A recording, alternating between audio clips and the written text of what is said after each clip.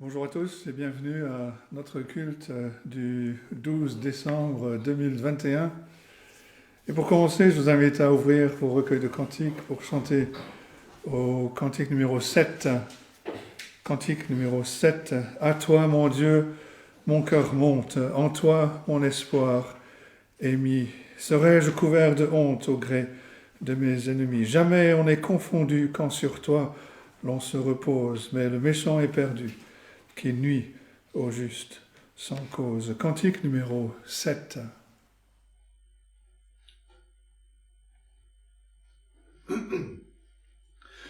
À toi, mon Dieu, mon cœur monte, en toi, mon espoir est mis. Serais-je couvert de honte au gré de mes ennemis? Jamais on n'est confondu quand sur toi l'on se repose. Mais le méchant est perdu qui nuit au juste sans cause. Ô Dieu, montre-moi la voie qui seule conduit à toi.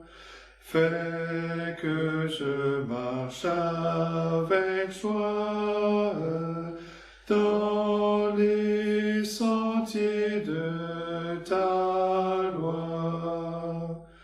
Fais que je suive toujours de ta vérité la route.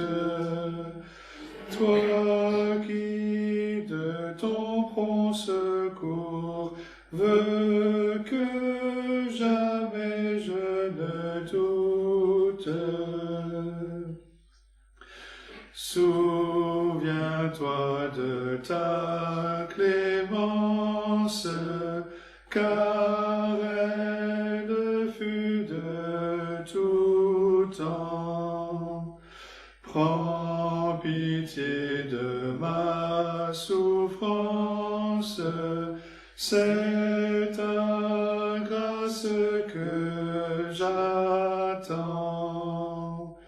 Mais loin de ton souvenir, les péchés de ma jeunesse, et daigne encore me bénir, Seigneur, selon ta promesse.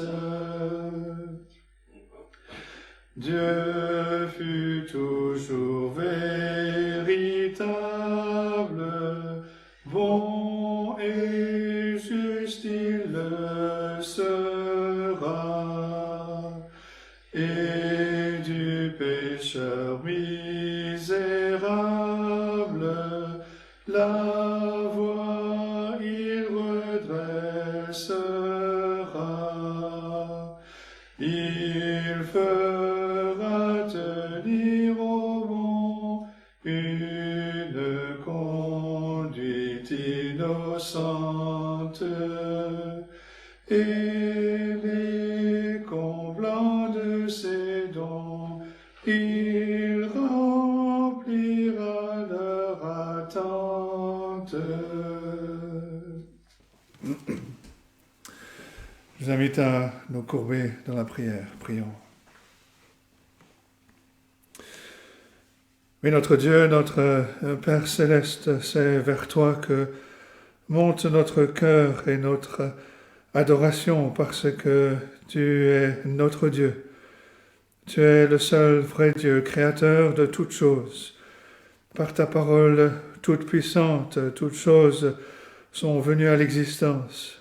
Tu es le Dieu souverain qui dirige toutes choses, qui contrôle toutes choses pour accomplir ton plan, pour accomplir ton dessein. Tu es le Dieu trois fois saint, tu es le Dieu majestueux, le Dieu de toute gloire. Tu es le Dieu tout-puissant, rien ne t'est impossible. Et nous te louons parce que tu es aussi un Dieu de grâce et de compassion. Tu nous as aimés, tu nous as cherchés là où nous étions, dans nos ténèbres, dans nos péchés. Et tu as fait de nous tes enfants, tu nous as réconciliés à toi, tu as fait de nous les héritiers, les co-héritiers avec Christ. Tu nous as fait entrer dans cette intimité avec toi et nous avons cette liberté de venir devant toi sans crainte parce que tu nous vois en Christ. Tu nous vois revêtus de la justice parfaite de Christ, notre Seigneur et Sauveur, ce Fils que tu as aimé, que tu nous as donné comme notre substitut, comme notre Sauveur. Et nous te louons, notre Dieu, de ce qu'il a accompli ton plan de salut, il a accompli ce salut, il a sauvé ce peuple. Son œuvre est parfaite, il n'y a absolument rien à rajouter, tout est accompli. Ta loi a été satisfaite, ta justice a été satisfaite, toutes choses ont été satisfaites. Et il a offert sa vie en rançon pour nous. Son corps a été meurtri, son sang a coulé sur la croix, afin que nos péchés soient effacés, afin que nous ayons cette paix avec toi, que nous soyons déclarés justes, reconnus justes par toi, et que nous puissions dire avec l'apôtre Paul qu'il n'y a plus de condamnation pour ceux qui sont en Jésus-Christ. Oh notre Dieu, nous te louons. Nous te louons pour ta grandeur, la grandeur de ta personne, pour la beauté de ta personne et pour l'œuvre merveilleuse que tu as accomplie. Cette œuvre que tu as accomplie une fois pour toutes, mais aussi cette œuvre que tu fais dans nos cœurs.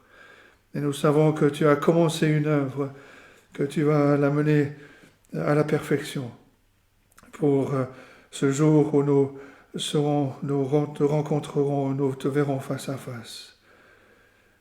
Oh notre Dieu, nous te bénissons pour ces instants, pour les privilèges que tu nous donnes, pour ces instants où nous pouvons nous retrouver, pour te louer, pour te chanter, pour méditer ta parole. Et te prions que tu nous aides. Tu vois notre faiblesse, tu vois que nous sommes facilement enclins à laisser notre esprit vagabonder. Te prions que ton esprit nous aide à nous focaliser sur les paroles que nous chantons, sur ta parole que nous allons lire, que nous allons méditer. Que ton esprit nous aide à être attentifs à ce que tu veux nous dire. Te prions pour ton peuple, pour ceux qui ne sont pas avec nous ce matin, pour Laure, pour Wendy, pour les enfants. Te prions pour ceux qui sont éloignés, qui nous suivent par les moyens techniques. Pensons en particulier à Hans et Sylvie et aux enfants. Te prier de poser la main sur eux, de les garder dans ta paix et de préparer toutes choses pour cette opération qui est prévue.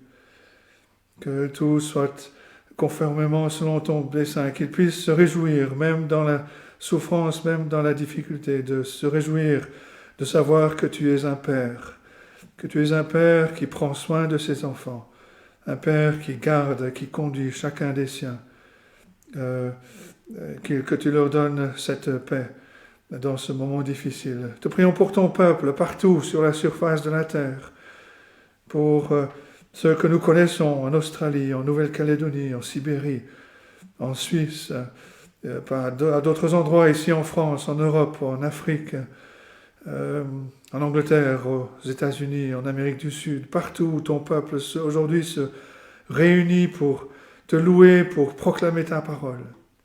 Que cette proclamation soit faite avec l'onction de ton esprit. Que ta parole touche les cœurs.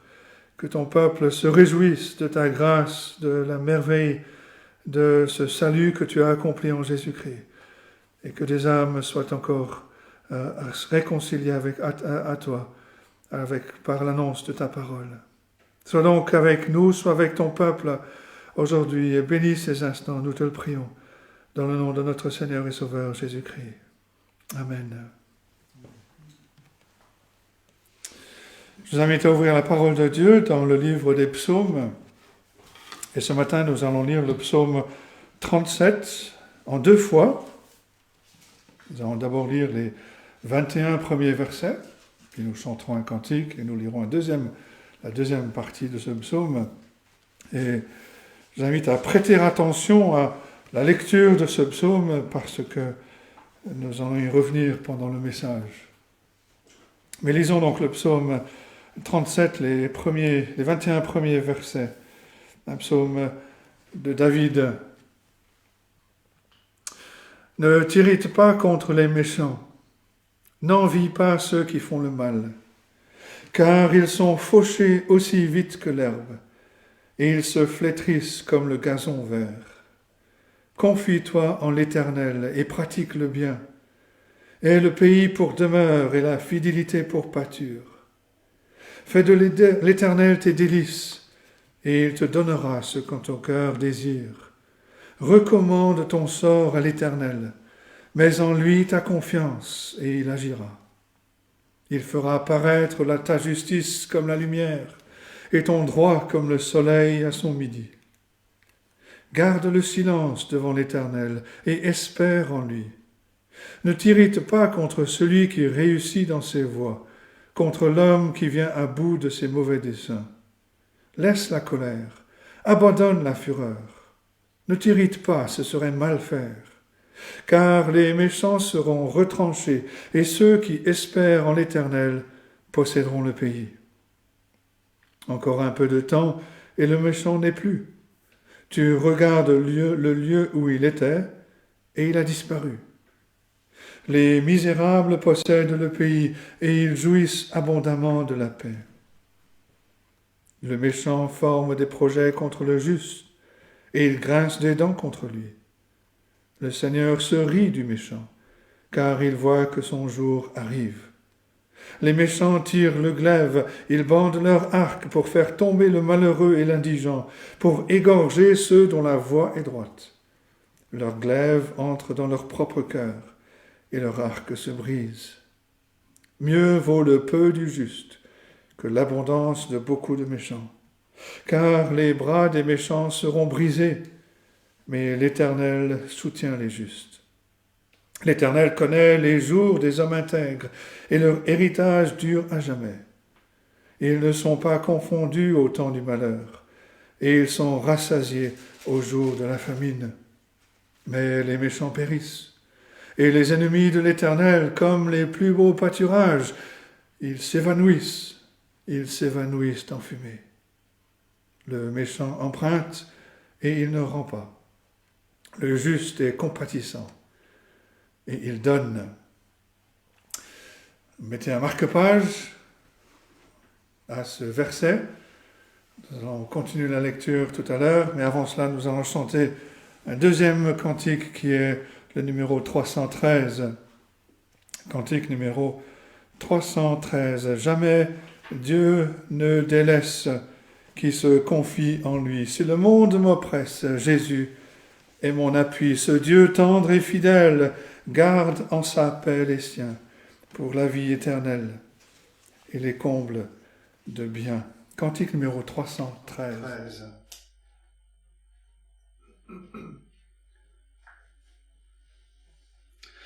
Jamais Dieu ne délaisse qui se confie en lui. Si le monde m'oppresse, Jésus est mon appui. Ce Dieu tendre et fidèle garde en sa paix les siens pour la vie éternelle et les comble de bien. Je veux, sachant qu'il m'aime, me remettre à ses soins, beaucoup mieux que moi-même, il connaît soin. Ce Dieu plein de tendresse, confondrait-il ma foi? Non plus le mal me presse, plus il est près de moi. Seigneur, par l'efficace du sang versé pour moi, accorde-moi la grâce de vivre tout pour toi. C'est la vie éternelle, déjà dès ici-bas, jusqu'au jour qui m'appelle à passer dans tes bras.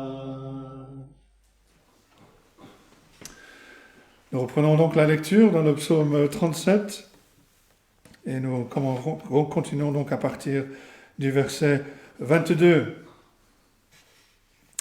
Car ceux que bénit l'Éternel possèdent le pays, et ceux qu'il maudit sont retranchés.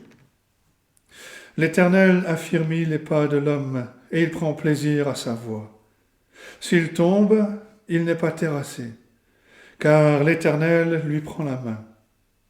J'ai été jeune, j'ai vieilli, et je n'ai point vu le juste abandonné, ni sa postérité mendiant son pain. Toujours il est compatissant et il prête, et sa postérité est bénie. Détourne-toi du mal, fais le bien, et possède à jamais ta demeure, car l'Éternel aime la justice, et il n'abandonne pas ses fidèles. Ils sont toujours sous sa garde, mais la postérité des méchants est retranchée. Les justes posséderont le pays, et ils y demeureront à jamais. La bouche du juste annonce la sagesse, et sa langue proclame la justice. La loi de son Dieu est dans son cœur, ses pas ne chancellent point. Le méchant épie le juste, et il cherche à le faire mourir. L'Éternel ne le laisse pas entre ses mains, et il ne le condamne pas quand il est en jugement. Espère en l'Éternel, garde sa voie, et il t'élèvera pour que tu possèdes le pays. Tu verras les méchants retranchés. J'ai vu le méchant dans toute sa puissance. Il s'étendait comme un arbre verdoyant. Il a passé, et voici, il n'est plus. Je le cherche, il ne se trouve plus. Observe celui qui est intègre et regarde celui qui est droit, car il y a une postérité pour l'homme de paix. Mais les rebelles sont tous supprimés, la postérité des méchants est retranchée. Le salut des justes vient de l'Éternel. Il est leur protecteur au temps de la détresse. L'Éternel les secourt et les délivre. Il les délivre des méchants et les sauve, parce qu'ils cherchent en lui leur refuge. Et jusque-là, la parole de Dieu. Avant de laisser la place à Jean-Claude pour le message, nous allons chanter un autre cantique qui est le numéro 268.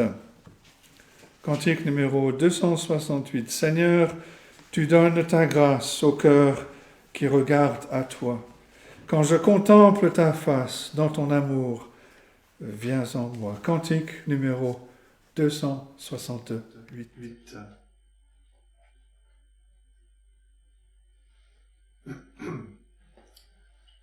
Seigneur, tu donnes ta grâce au cœur qui regarde à toi. Quand je contemple ta face, dans ton amour, viens en moi. Viens en moi, viens en moi, dans ton amour, viens en moi. Père tendre et secourable, Je fus rebelle à ta loi, quoique impur et misérable, ô pardonne et bénis-moi. Bénis-moi, bénis-moi, ô pardonne et bénis-moi. Rédempteur toujours propice, je veux m'attacher à toi. J'ai faim, j'ai soif de justice, je t'appelle, réponds-moi. Réponds-moi, réponds-moi, je t'appelle, réponds-moi. Saint-Esprit, souffle de vie, viens en mon cœur par la foi, dans le sang qui purifie, de tout péché, lave-moi, lave-moi, lave-moi, de tout péché, lave-moi. Par ton amour, ô bon Père, par le sang versé pour moi, par l'Esprit qui seul opère, Dieu trois fois saint, sauve-moi, sauve-moi, sauve-moi, Dieu trois fois saint, sauve-moi.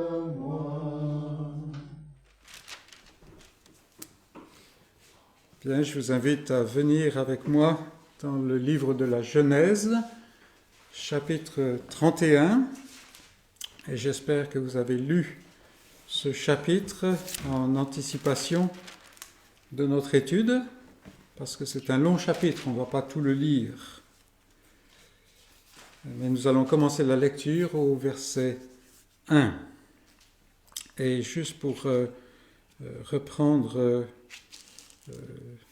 remettre les choses en place, on ne va pas mentionner le psaume 37, c'était pas tout à fait consulté, mais le psaume 37 montre bien l'esprit de Jacob pendant ses années de service, quelque chose qui n'apparaît pas nécessairement très clairement dans le livre de la Genèse.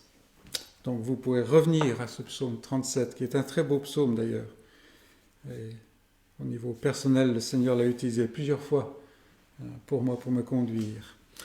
Genèse 31, verset 1, et nous intitulons donc ce message « L'exode de Jacob ».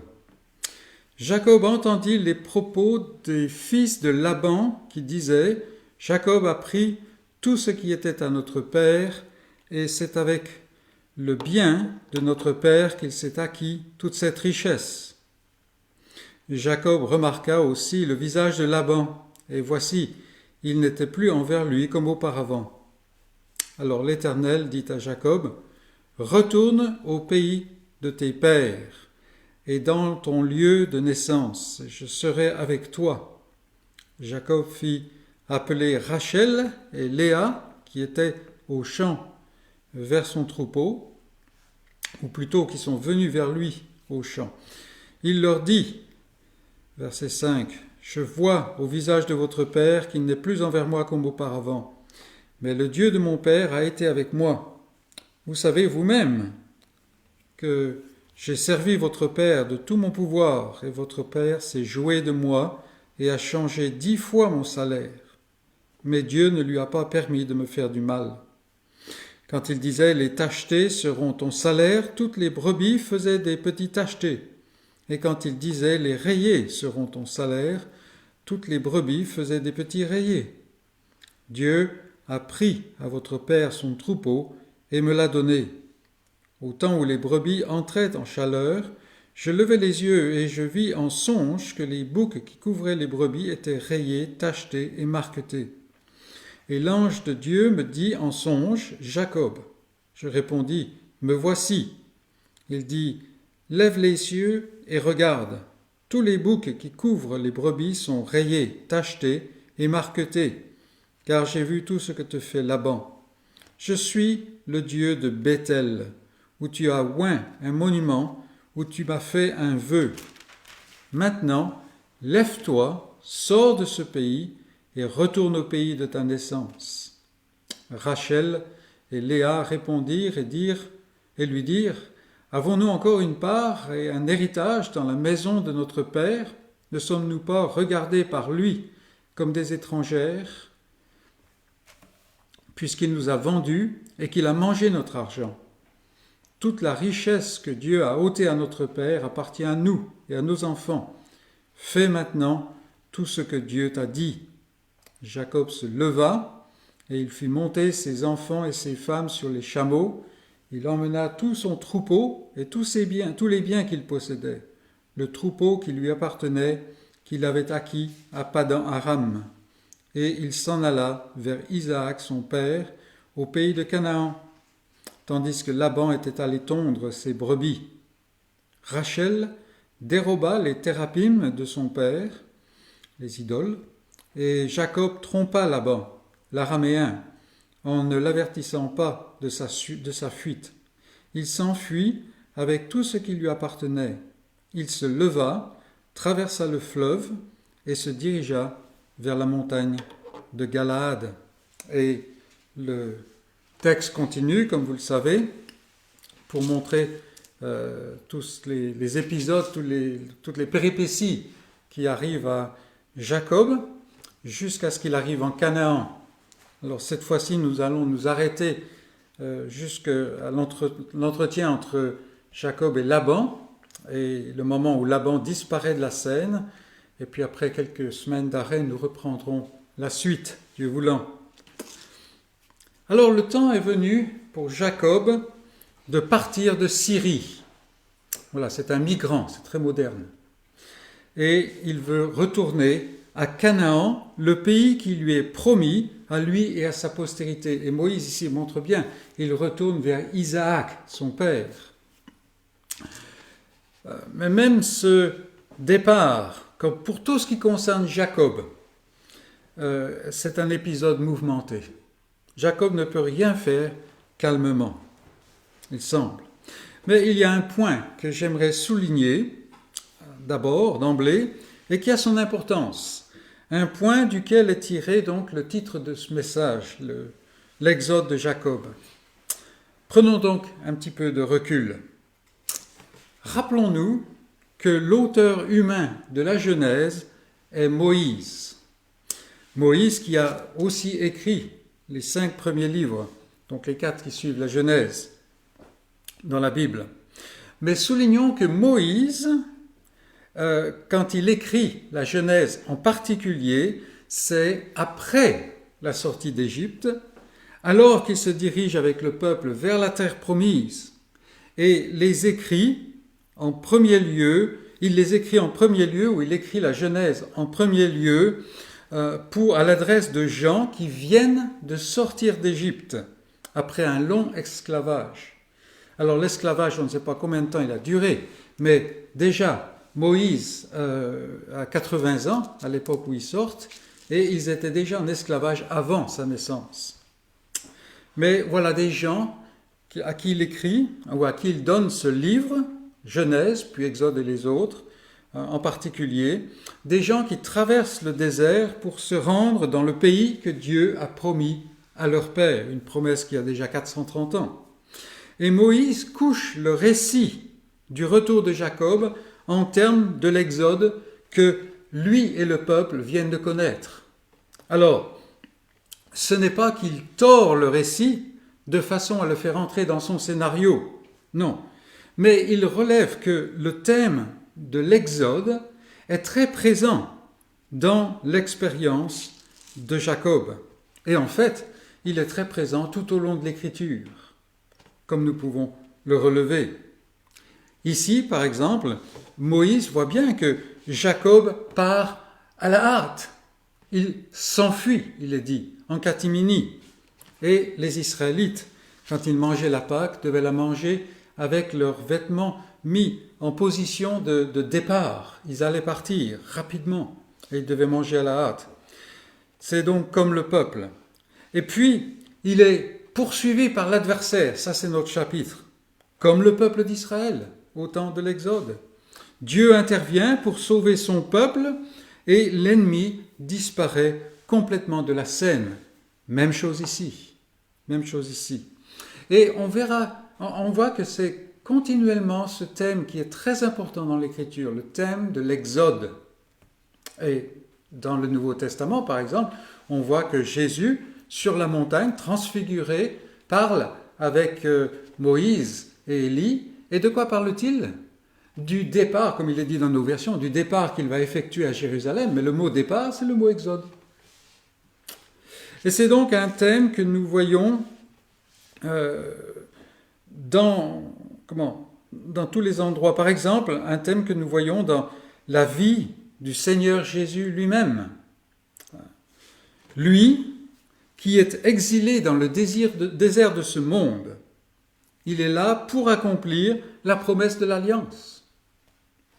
Le voilà qui monte sur la croix, alors même que les ennemis veulent repousser la chose après la fête.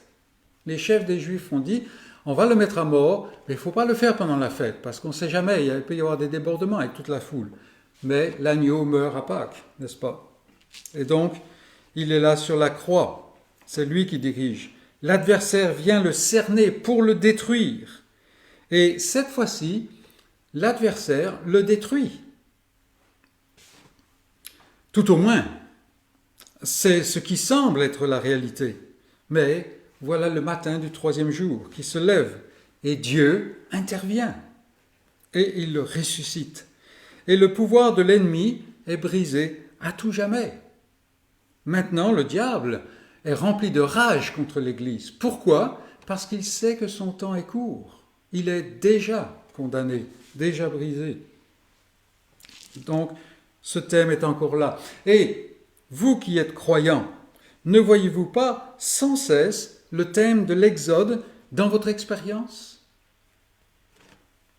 Vous êtes passé par votre Bethel, le temps où vous avez connu Dieu, ou plutôt où Dieu vous a connu. Bien qu'imparfaitement, il est vrai, vous le connaissez, mais tout imparfaitement que ça soit, c'est réel.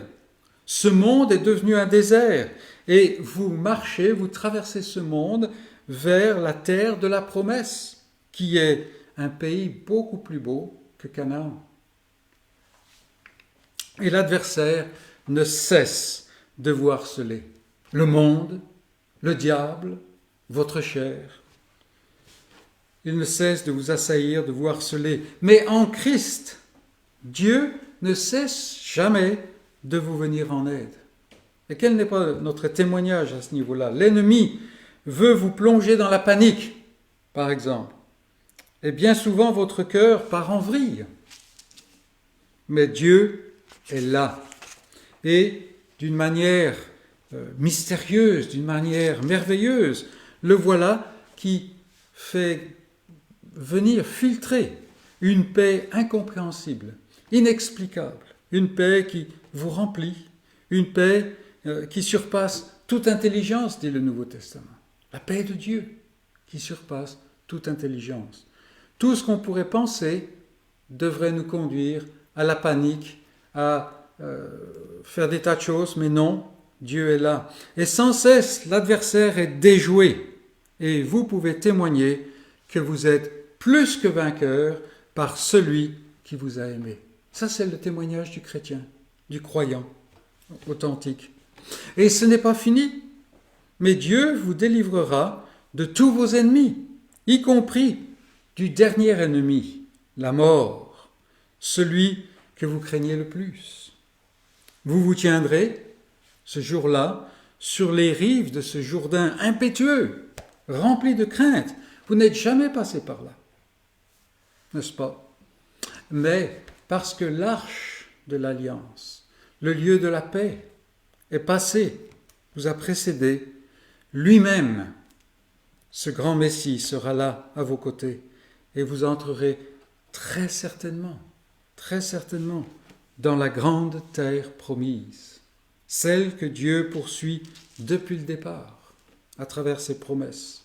Donc on voit ce thème de l'Exode qui sans cesse revient, sans cesse est là, et il est très important, et c'est quelque chose qu'il faut veiller à garder à l'esprit, c'est pour ça que je voulais le souligner. Mais voilà Jacob qui s'apprête à retourner en Canaan et qui prend le chemin. Il y a plusieurs façons d'aborder le récit de ce retour. Et c'est un peu la difficulté de préparer cela. Alors prenons pour méthode, ce matin, quelque chose qu'on a déjà fait, l'examen des personnages principaux. Alors Léa, l'aînée de Laban, est impliquée, mais elle ne joue pas un rôle majeur, donc on va la laisser un peu de côté, on va lui laisser la paix, et puis comme ça elle peut s'occuper de ses nombreux fils. Commençons, premier point, donc par Rachel. Je ne vais pas faire la bêtise de l'autre fois, n'est-ce pas, où j'ai oblitéré Rebecca sciemment. Voilà, et puis on m'a reproché, alors il a fallu aborder Rebecca dans le message sur. Maintenant, on commence par Rachel. Rachel. Et Rachel, le titre de ce premier point, c'est Rachel, belle mais pas belle. Au moins, vous voyez qu'on fait de la poésie. Commençons donc par l'épouse bien-aimée de Jacob. Beaucoup de mères, au cours de l'histoire du christianisme, ont voulu et ont appelé leur fille Rachel. C'est un nom qui sonne bien, le sens est joli, voilà. Mais à la lecture de l'Écriture, on s'aperçoit que la seule chose bien que Rachel a fait vraiment, c'est de capturer le cœur de Jacob.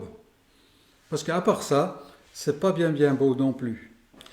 Comme nous lisons, Rachel était belle de taille et de figure. Alors on essaye d'imaginer, n'est-ce pas? Mais il semble que ses atouts se soient arrêtés là, tout simplement. Dans toutes ces transactions avec Jacob, quand on la voit dans l'Écriture, partout, on ne voit nulle part la mention de Dieu.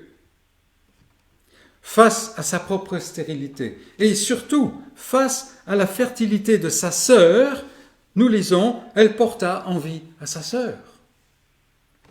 C'est pas quelqu'un qu'on veut vraiment avoir pour ami, il me semble. Et la voilà, capricieuse, qui fait porter le blâme à son mari. Je suis stérile, c'est ta faute. Donne-moi des enfants, sinon je meurs. Elle ne sait même pas ce qu'elle dit, parce qu'en fait, au deuxième enfant qu'elle aura, elle va mourir. Mais c'est la femme capricieuse, et elle blâme le mari. Alors le mari n'était pas stérile. Et puis, c'est elle encore qui, face à sa stérilité, initie la solution bâtarde de lui donner sa servante. Quelque chose qui, normalement, aurait déjà dû l'alerter que ce n'était pas la bonne voie. Et puis, on se souvient de l'épisode des mandragores, quand elle achète les mandragores à sa sœur pour pouvoir justement être fertile. Et si Dieu ne lui donne pas d'enfant, qu'est-ce que les mandragores peuvent faire? Effectivement, on l'a souligné la dernière fois, Léa qui se défait des mandragores tombe enceinte, Rachel qui prend les mandragores n'en a aucun résultat. Mais la superstition charnelle de Rachel ne s'arrête pas là. Elle va tout porter sur les mandragores, et puis voilà qu'au moment de partir pour la terre promise, imaginez, c'est quand même une bénédiction énorme. Voilà que maintenant elle a l'occasion de partir et d'aller dans la terre qui est promise par Dieu lui-même. sa tante a eu une démarche complètement différente au même instant. Eh bien, à ce moment-là, quand elle est prête à partir pour la terre promise à laquelle s'attachent toutes les grandes promesses qu'on a vues, voilà donc que Rachel dérobe, vole les idoles de son père. Alors, on ne doit pas perdre de temps en supputation sur ce qu'étaient ces thérapim. Le fait que les traducteurs de la Bible en français ont gardé le mot thérapim montre qu'ils avaient probablement mieux à faire qu'aller chercher le détail de ça. Ce sont les idoles de son père. On ne sait pas vraiment ce que c'est, mais c'est quelque chose qui, à leurs yeux, semble, aux yeux de Laban, aux yeux des gens là-bas, avait un certain pouvoir, ou il leur donnait un certain pouvoir. Mais voyons plutôt comment ce que fait Rachel révèle l'état de son cœur. Il est possible qu'elle ait dérobé ces thérapim, ces idoles, parce qu'elle voulait s'assurer la possession, le bien de Laban, une fois qu'elle partait de la maison. Possible, Laban les avait déjà spoliés, notre texte nous le montre. Peut-être qu'elle voulait garder quelque chose qui était familier, les dieux familiers, souvent on dit, divinité familière, alors qu'elle partait pour l'inconnu. Jacob, quand il était venu de Canaan, était venu assez pauvre. Bon, on ne sait pas. Quoi qu'il en soit, le cœur de Rachel est vraiment tout aussi attaché à la terre et étranger au Dieu de la promesse que le cœur de son père. Quand on voit Laban, on voit Rachel. C'est quelque chose de clair et c'est ce que ce vol nous enseigne. Mais cela ne s'arrête pas à ce point-là. Une fois que le vol est mis au jour et Laban vient et il accuse Jacob d'avoir volé, d'avoir dérobé ses thérapim, et Jacob dit non, c'est pas moi. Et donc Laban va chercher partout. Voilà l'occasion de se repentir, n'est-ce pas? Non, voilà que Rachel, à travers un stratagème, manifeste la turpitude de son cœur en servant à son père la même tromperie que celui-ci n'a cessé de produire. C'était vraiment la digne fille de son père. Même plus loin, quelques chapitres plus loin, au moment de mourir, le nom qu'elle donne à son second fils montre qu'elle est toujours centrée sur elle-même. Quand elle l'appelle Ben-Oni, c'est le fils de ma douleur. Donc c'est sa douleur à elle qui est au centre. Bon, elle est en train de mourir, on va être d'accord, mais quand même, Jacob, qui perd sa bien-aimée, change le nom, n'est-ce pas? C'est le fils de ma puissance. Parce que c'est dans sa descendance que Dieu va agir. Vous voyez? Donc Rachel, belle mais pas belle, comme on dit, n'est-ce pas? Et Rachel est un avertissement solennel à chacun de nous. Elle surpasse en beauté sa sœur, d'une manière ou d'une autre. Elle détient l'amour fou de son mari. L'amour, on pourrait dire carrément un amour gaga, parce que plus loin, on voit Jacob qui agit par rapport au fils de Rachel, mais il n'est pas dans son bon sens à ce moment-là. Mais ça, on va en venir un jour à cela. Elle est la mère de Joseph, n'oublions pas, une image claire du sauveur à venir. Mais elle est prisonnière d'un cœur qui est étranger à la promesse. Un cœur qui se confie dans les idoles vaines de son père. Et tout ça, ça se produit dans le cadre de toute une période de au moins 6 ans, probablement 7 ans, où Laban, avec toutes ces belles idoles-là, est en train de perdre sa richesse pour quelqu'un qui n'a pas du tout d'idole de ce côté-là. Vous voyez? Et donc Rachel aurait dû savoir. C'était devant elle, mais elle est prisonnière d'un cœur étranger à la promesse. N'est-ce pas l'état de l'homme par nature, notre état par nature? Même en présence proche de la promesse et de l'héritier de la promesse, ce cœur reste dans sa perdition, à moins que Dieu n'intervienne, qu'il fasse quelque chose. Et là, on en revient à ce qu'on a dit tellement souvent, le cœur naturel, la chair, ne peut rien du tout. Alors Rachel est un avertissement et elle nous encourage à nous examiner nous-mêmes. Mais passons au deuxième personnage, Laban. Alors Laban, ça c'est grandeur nature, la chair est chair. On aurait pu dire la chair ne peut produire que la chair. Donc c'est le père maintenant, et c'est une image très exacte du monde des hommes. C'est une image qui est tellement exacte au point d'être troublante, car, rappelons-le, nous aussi, nous sommes des êtres humains. L'action de Jacob, en s'enfuyant, a atteint Laban dans son orgueil, en plein dans l'orgueil. Pour la première fois depuis 20 ans, imaginez, Laban n'est pas celui qui dirige, il n'est plus au contrôle. Jacob lui a échappé. Qui plus est, Laban qui est malin, vous vous rappelez, il avait bien compris que la source de la bénédiction qu'il recevait passait par Jacob, et voilà que cette source a disparu. Il y a de quoi vraiment être paniqué. Et donc voilà Laban qui pousse sa monture d'une façon folle pour rattraper le fuyard. Il est certain qu'il respire le meurtre, tout au moins le mal. Mais ce qui est frappant surtout, c'est comment cet homme du monde vit dans l'illusion. Que ce soit conscient ou pas, que ce soit honnêtement ou non, difficile à savoir, mais il vit dans l'illusion la plus totale. Et c'est pour ça que c'est une image terrible de notre monde, de l'homme naturel dans le monde, de l'être humain, par nature. Il vit dans l'illusion. À force de tromper, Laban en arrive à se tromper lui-même. Lui qui, depuis plus de 20 ans, ne cesse de tromper et d'exploiter Jacob, au lieu de s'en repentir, qu'est-ce qu'il fait? Il se présente comme un modèle de vertu. Quand on entend Laban parler à Jacob, on dit, mais franchement, Jacob, il n'a jamais réalisé qu'il avait un beau-père aussi merveilleux que Laban. Mais ça, c'est ce que Laban pense. Et c'est vraiment terrible. Et il est probable qu'il est sincère dans cette perspective de lui-même. Erroné, mais sincère.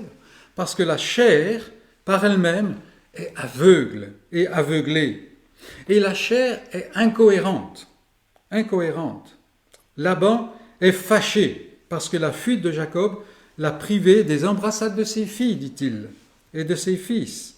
Des filles qui, selon ce qu'elles disent, il a complètement spolié depuis 20 ans. Il a mangé l'héritage, leur héritage.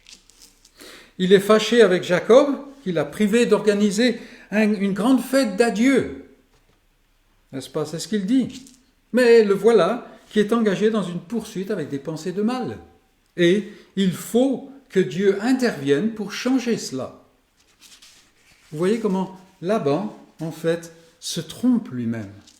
Continuellement, il pense qu'il est justifié dans ce qu'il fait, alors que c'est totalement incohérent.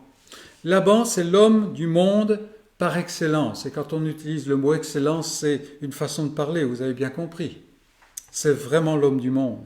Tellement centré sur lui-même, tellement juste à ses propres yeux, que finalement, il se coupe totalement de la grâce de Dieu. Si Laban simplement s'était arrêté et avait vu que oui, c'est en Jacob que la promesse est donnée, c'est en Christ plus tard que la promesse est donnée, n'est-ce pas?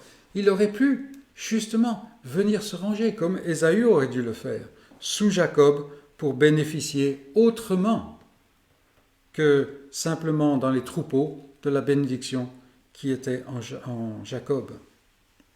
Il s'en coupe totalement. Si seulement il s'était arrêté dans cette logique funeste, il aurait pu voir donc que cette bénédiction de Dieu passe par Jacob. Mais non, non, la chair ne peut produire que la chair, et elle est prisonnière de celui qui est le père du mensonge, qui lui-même se trompe continuellement. Et écoutez, Jacob, je t'aurais laissé partir au milieu des réjouissances. Mais voilà que depuis 20 ans, il le trompe sans arrêt, il change son salaire continuellement, il change les limites et les règles du jeu. Je me rappelle avoir parlé une fois avec une jeune adolescente, enfin une adolescente on dira, qui était très très en colère contre sa mère, ou sa grand-mère plutôt à l'époque. Alors, pourquoi ? Parce que quand elle jouait, alors vous savez, la grand-mère joue avec les... Je ne parle pas de Wendy là. Quand la grand-mère joue avec les enfants, alors ils aiment bien, ils sont très contents. Mais il y a une chose que l'enfant n'aime pas, c'est quand on change les règles. Et la grand-mère en particulier, là, elle changeait les règles en plein milieu du jeu. Voilà, alors Laban, je t'aurais laissé partir au milieu des réjouissances. Mais non, regardez comment il a fait depuis 20 ans, et tout d'un coup il va changer. Tu ne m'as pas permis d'embrasser mes filles, des filles qui pour lui n'étaient plus rien, des étrangères. Voici, à la fin de leur rencontre, voici ce monceau et ce monument que j'ai élevé. Or, le texte nous dit clairement que c'est Jacob qui a élevé le monument, que sont les gens de Jacob qui ont apporté les pierres pour faire un monceau, comme vous avez lu au verset 51. L'homme du monde vit un mensonge et il est incohérent. Quand vous passez du temps avec des gens du monde, ou si vous êtes vous-même encore dans les liens du monde, c'est exactement cela. En effet, ce merveilleux Laban dit dans son prochain souffle, après avoir dit tout ce qu'il a dit, « Ma main est assez forte pour vous faire du mal. » Là, en fait, Jacob, tu n'as aucun espoir, si c'est simplement ça. Mais Dieu est intervenu. Donc c'est comme cela. Et puis, voilà que Jacob lui dit, moi, j'ai pas pris tes divinités, tes idoles. Est-ce que Laban va le croire ? Hein, Laban, il est bien quand même, non ? Est-ce qu'il va le croire ? Non, il va fouiller de fond en comble toutes les tentes, sauf l'endroit où étaient les choses. Il y a un peu de l'humour de Dieu là, n'est-ce pas ? Et puis, plus loin, il dit, ce sont mes filles, ces enfants sont mes enfants. Tout ce que tu vois est à moi. Et littéralement, techniquement, il disait la vérité. Parce que Jacob s'était placé dans une sorte de servitude à Laban. Et donc, tout ce qui était venu de quelqu'un qui est, pour ainsi dire, un esclave, appartient au maître. Mais qu'est-ce qu'il peut faire ? Dieu est intervenu. Donc, vous voyez comment ce Laban, il se présente tout le bon côté, et ainsi de suite.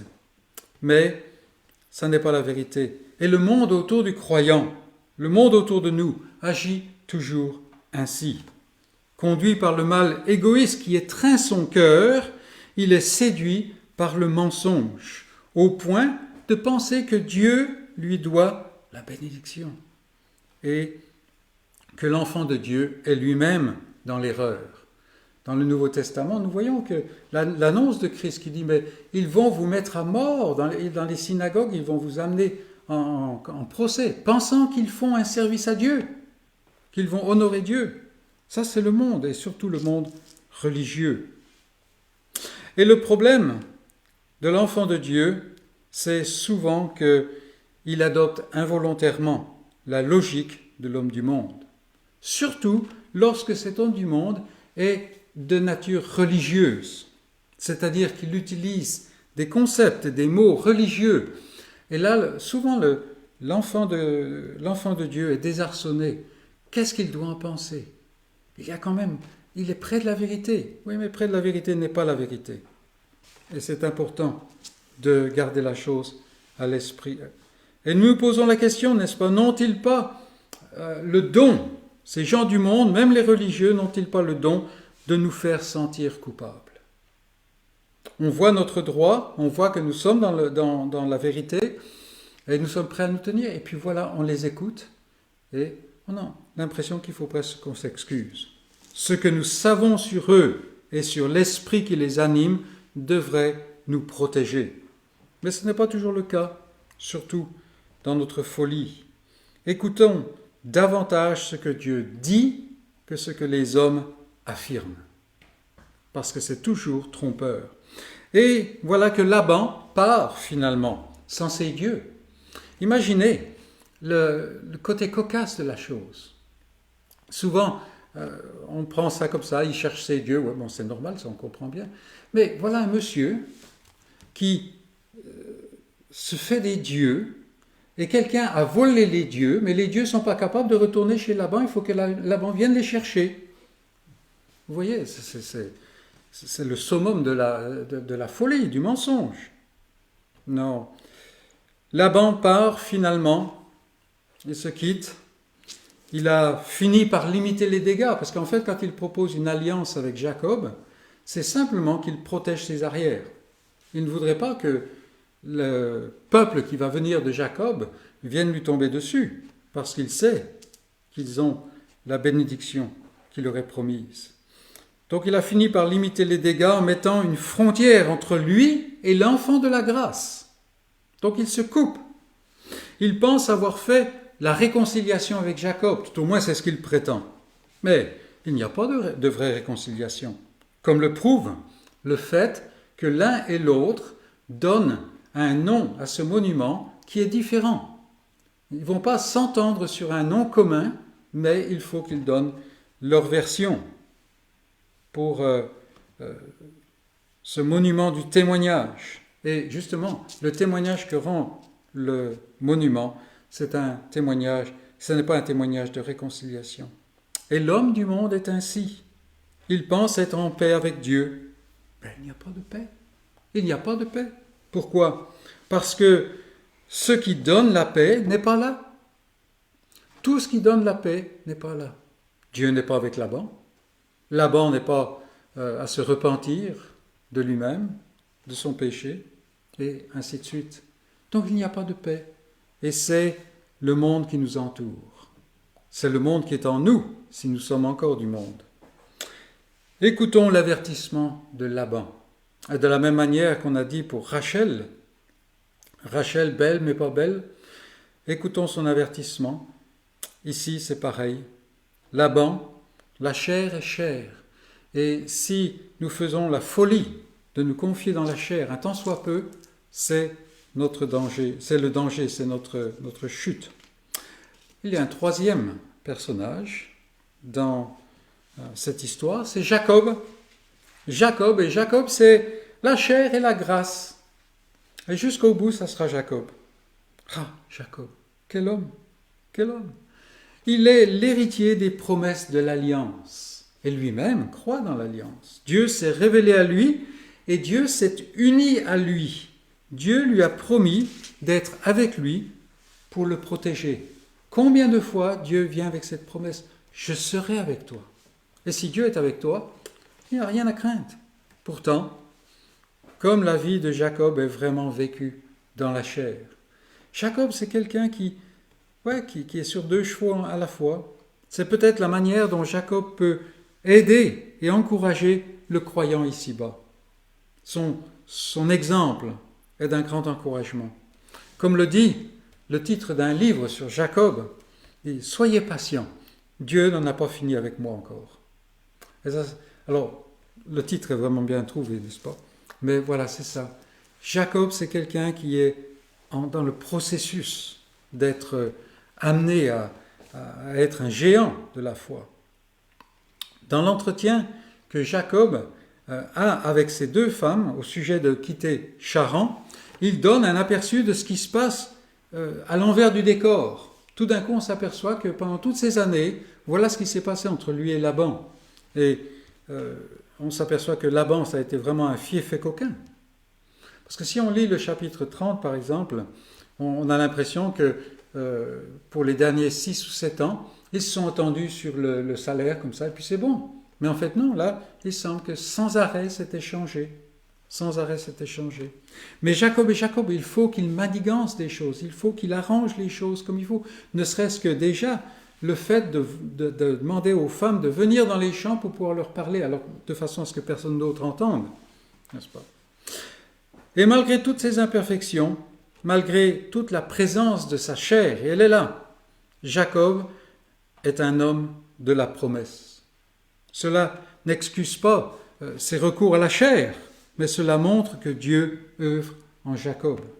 Et par exemple, quand on passe du temps à simplement réfléchir comment est-ce que Jacob a répondu tout au long, pas dans cet épisode, mais tout au long de ces années, comment il a répondu aux afflictions que Laban lui donnait et tout ça, on s'aperçoit en fait que l'esprit qui était dans Jacob, c'est l'esprit du psaume 37. Ne pas répondre, ne pas tomber dans la colère, c'est cela. Il a subi, par exemple, quand il y avait un animal qui était déchiqueté. Alors Jacob payait le remplacement. Or, dans la plupart des textes légaux de l'époque, dans plusieurs des cultures là-bas, il était indiqué que dans un tel cas, c'était le propriétaire qui souffrait de la perte et non pas l'employé. Donc voilà, c'est Jacob qui est là. Dieu œuvre dans Jacob. Et de petit à petit, mais de plus en plus, on voit que Dieu est là. Quand Jacob propose à Laban le marché avec les animaux tachetés, la dernière fois, on a souligné le côté un petit peu calculateur, n'est-ce pas? Mais là, c'est très clair qu'il le fait par révélation, par la foi. Le passage est un peu obscur, il faut le dire, le reconnaître. Mais c'est Dieu qui lui a montré certaines choses. Alors, Dieu lui a montré une certaine réalité. Surtout, Dieu lui a dit qu'il le bénirait. Et quand nous voyons Jacob devenir riche, nous voyons l'œuvre de Dieu. Mais cela n'empêche pas Jacob d'utiliser ses tiges rayées. Vous voyez? Donc on a ce Jacob qui est tiraillé d'un côté et de l'autre, mais c'est un homme de foi. Dieu lui demande de partir et lui promet sa protection. Donc personne ne peut toucher Jacob, et cela n'empêche pas Jacob de s'enfuir en cachette. Il croit, mais comme disait le Père dans les évangiles, je crois, viens au secours de mon incrédulité. Et n'est-ce pas notre expérience aussi? Jacob donc est un homme de foi, même si sa foi n'est pas toujours en exercice. Et face aux multiples adversités qu'il connaît pendant toutes ces années, il ne se venge pas, mais il s'en remet à Dieu. Et finalement, il est défendu par Dieu. C'est ce qu'il montre dans toute la tirade qu'il donne à Laban. Voilà ce que tu as fait, et voilà comment tu n'avais aucune raison de me payer comme ça, parce que moi je n'ai jamais répondu d'une mauvaise manière. Mais Dieu m'a délivré. Et il voit de plus en plus la main de Dieu. Provoqué, persécuté, il n'a pas répondu. Alors qu'il avait l'habitude de le faire, mais il s'en est remis à Dieu. Et donc, ici, Jacob nous donne une belle image. C'est une image humaine, donc elle est imparfaite, mais c'est une belle image du Messie, celui qui viendra de Jacob, et qui, même au pire des moments, s'en remet à Dieu. Celui qui, bien qu'il a été humilié, affligé et tout ça, il n'a pas répondu. Il n'a pas répondu. Et Jacob grandit. Jacob grandit, il ne devient pas meilleur au sens où la chair l'entend, c'est-à-dire gagner des points. Non, pas du tout. Mais on voit maintenant combien Dieu occupe une plus grande place dans sa vie. Petit à petit, l'Éternel le forme dans la communion et aussi dans l'adversité. Donc on a vu ces trois personnages, mais il y a un quatrième personnage. Et c'est Dieu. Et Dieu, c'est tout est grâce. Tout est grâce. C'est le personnage principal de notre histoire, bien qu'il agisse souvent incognito. Mais il agit certainement. C'est le principal. On pouvait penser qu'il est souvent absent. Quand on voit toutes, vous vous rappelez ces manigances là, avec les femmes, les enfants et ensuite les servantes et tout. On se dit, mais où est Dieu là-dedans? On s'est posé la question. Et Dieu est là. Dieu est là. Et on peut se poser la question. Ne peut-il pas toucher le cœur de Rachel, si bien que Rachel devient belle? Bien sûr que si, mais il ne le fait pas, parce qu'il en fait un avertissement. Ne peut-il pas délivrer Jacob des manigances de Laban pendant toutes ces années? Si, bien sûr, il peut le faire. Et en fait, il le fait sans cesse, subrepticement, sans que ça se voie. Mais si bien que 20 ans plus tard, Jacob est toujours là. Il n'a pas été détruit. Mais en même temps, pendant tout cela, et à travers tout cela, il forme Jacob. Il forme Jacob. Il le détache de lui-même. Il l'amène à devenir Israël. Il y a même une bénédiction qui retombe sur sa famille. Par exemple, plus tard, on verra ça dans quelques mois, quelques temps, disons, Joseph réagit aux avances de la femme de Potiphar avec une grande violence, n'est-ce pas? Vous connaissez l'histoire.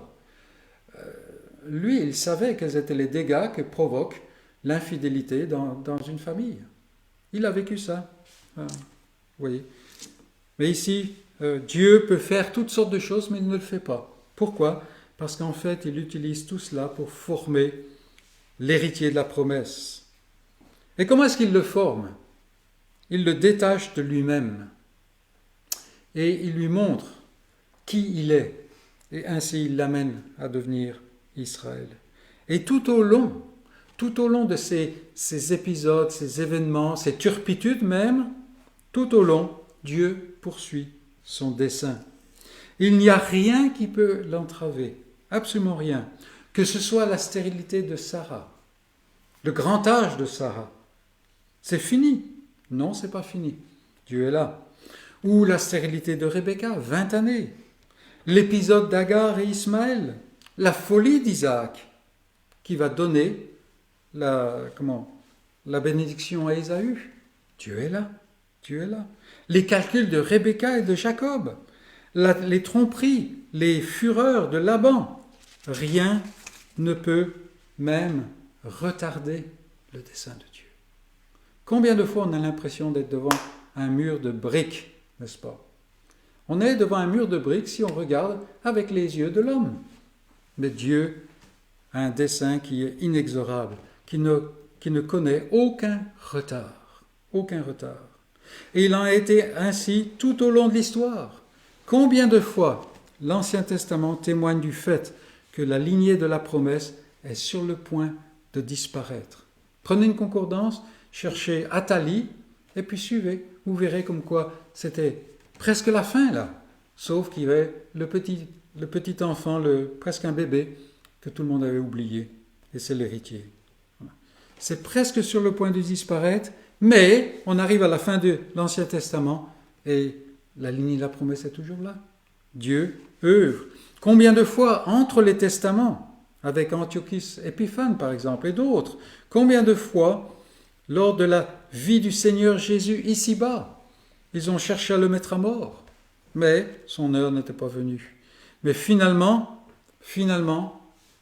le dessein de Dieu arrive au point crucial et nous entendons ce cri de victoire. Tout est accompli. Rien n'a pu se mettre en travers. Et au moment donné, le voilà qui accomplit le salut de ses frères. Combien de fois, depuis, la lueur a vacillé, a été prête de s'éteindre? Combien de fois? Pourtant, l'évangile continue et continuera jusqu'au jour où, comme le dit Ésaïe, la terre sera remplie de la connaissance de l'Éternel, comme le fond des mers par les eaux qui le couvrent. Ça, c'est la promesse de Dieu. Et cela se passe. Et vous et moi, petits chrétiens fragiles, inconséquents, rétifs, nous pensons que notre imperfection se dresse pour frustrer le dessein de Dieu. Comment est-ce que je peux être chrétien? Moi, regardez ma vie. Ah oui, c'est sûr. Non, il faut regarder, non pas la vie imparfaite du croyant, mais le dessein de Dieu. C'est une arrogance de parler ainsi. Des fois, on pense qu'on est modeste, mais c'est faux. Non, levez le regard. Voyez comme votre salut est plus proche aujourd'hui qu'au jour où vous avez cru, dit la parole. Sûr, c'est tout à fait sûr. La gloire ne va pas nous en revenir. Absolument pas. Et c'est là le problème, n'est-ce pas? Notre chair est cela. Non, la gloire est toute pour Dieu. Et celui qui, comme ceux qu'on a vus ce matin, se dresse contre la grâce, se coupe de la grâce et tout ça, quelle est la perspective? Quelle est la perspective? C'est une perspective de désespoir. Et c'est pour cela que la parole sans arrêt invite l'être humain, l'homme qui ne connaît pas ce salut, de venir à ce Christ qui remplit. Oui, parce que sinon, il n'y a aucun espoir. Le dessein de Dieu va se poursuivre et va atteindre son apogée. Il y aura ce jour, qui ne sera plus un jour, où voilà le Christ qui présente à son Père cette épouse glorieuse, sans tache. Ça se passera. Et celui qui se dresse contre cela, contre cette pierre, ça deviendra pour lui une pierre d'achoppement, et il sera brisé. Et donc, c'est l'invitation de l'Écriture, c'est l'invitation de Dieu de ne pas être comme Rachel, qui se reposait dans sa beauté, qui se reposait dans toutes sortes de choses, mais qui n'est pas belle. Dommage si nos côtés romantiques sont un peu frustrés, mais elle n'est pas belle. Ou alors nous serons comme Laban, l'homme qui sans arrêt calcule et sans arrêt est frustré. Jacob, il y a l'espoir, n'est-ce pas? L'espoir. Mais un espoir qui enlève toute gloire. Et c'est bien, parce que si toute la gloire est ôtée de l'être humain, alors elle est à Dieu. Et que ce Dieu-là, glorieux, merveilleux, le Dieu de grâce, le Dieu et Père du Seigneur Jésus-Christ, qui a accompli le salut de son peuple, que ce Dieu-là soit glorifié dans chacun de nos cœurs. Amen.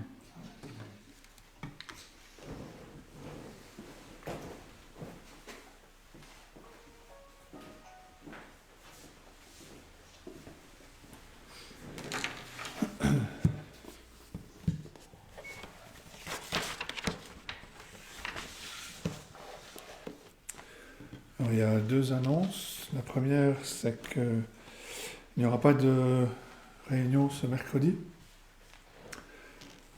On est tous un peu éparpillés à gauche, à droite. Et puis la deuxième annonce concerne aussi, découle des vacances et de voyage d'un grand nombre. Il n'y aura pas de culte en ligne dimanche prochain, ni le dimanche d'après. Donc dimanche 19 et dimanche 26, il n'y aura pas de culte en ligne. On reprendra nos cultes, Dieu voulant, le 2 janvier. Voilà, je vous invite à ouvrir vos recueils pour chanter un dernier cantique, qui est le numéro 141. Cantique numéro 141. Monde angoissé, réjouis-toi. Un sauveur t'est donné. Jésus revient du ciel. Jésus, ton divin roi, de gloire couronné. Oui, de gloire couronné. Cantique numéro 141.